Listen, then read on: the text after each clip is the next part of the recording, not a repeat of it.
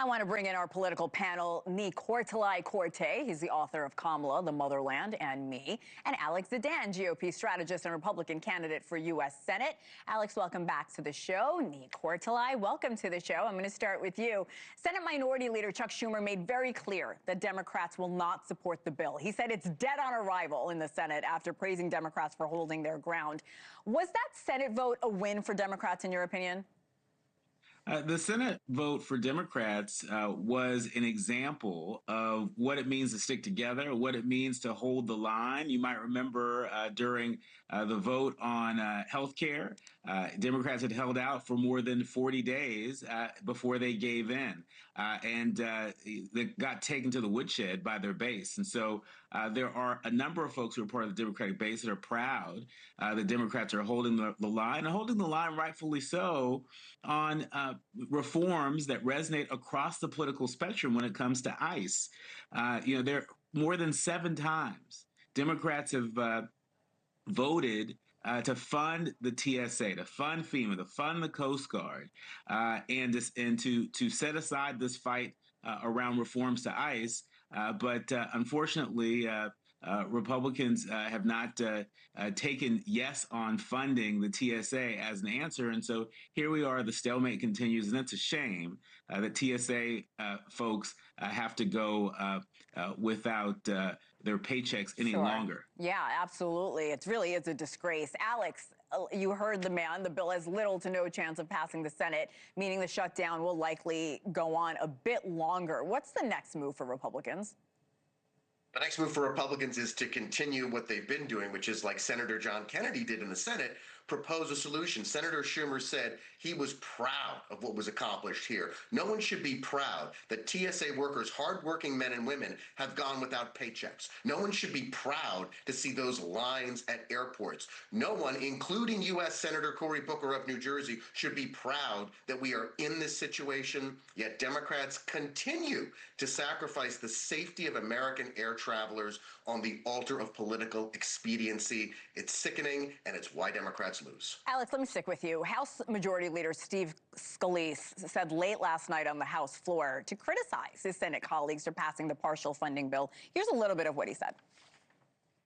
And then at 3 in the morning, senators just decided, well, throw in the towel and maybe see what they can cobble together to get out of town. But, Mr. Speaker, we've got a job to do. Our job is to protect the American people, to do our job to keep them safe, and that's why we created this department. Not some of the department, not just pieces of the department, but the entire Department of Homeland Security. What are the internal GOP politics at play here, Alex?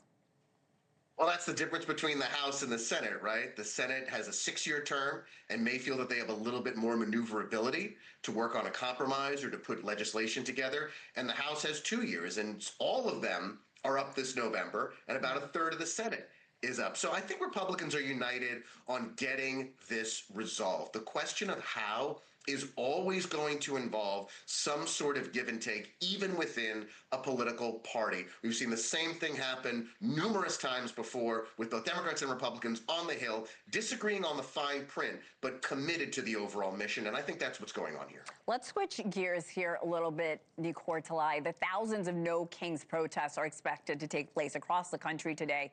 Organizers are saying this will be the biggest protest we've seen in U.S. history. We'll see if that happens, but what is the goal here? What will be the impact of these demonstrations? Well, I think it's worth noting that there are over 3,000 demonstrations that are scheduled across the country. They're expecting nearly 10 million people. You're right, the largest protests potentially in U.S. history.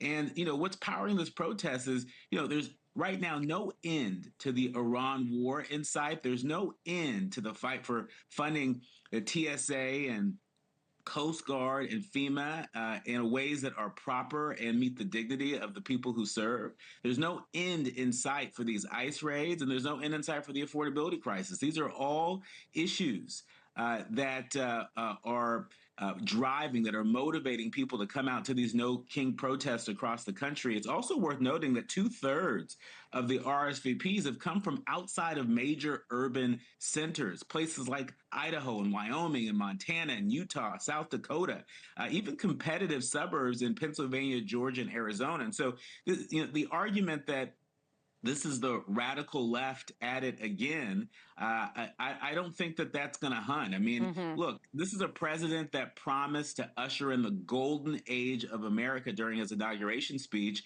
And we're seeing a lot of Americans say that that is not happening, and that we don't live in a country that celebrates a king.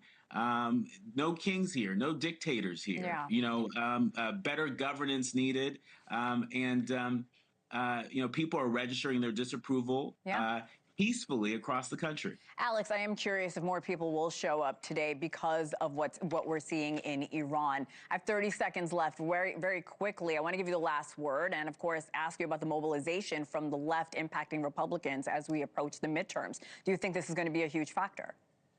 I absolutely respect the rights of my fellow Americans to make abject fools of themselves with a temper tantrum hissy fit over a duly elected president who convincingly won. I am anticipating that these rallies, like you said, you talked about Idaho, you talked about the suburbs, so I'm expecting another old, stale, pale rally from white liberals who can't stand the fact that Donald Trump is their president. Fill in the issue, they'll protest it. We will see how this plays out. Ni Kortalai, I know you want to say something back. I am running out of time, but we hope both of you come back. Thank you so much. Alex Zdan as well. Appreciate you guys. Thanks for waking up with us, gentlemen.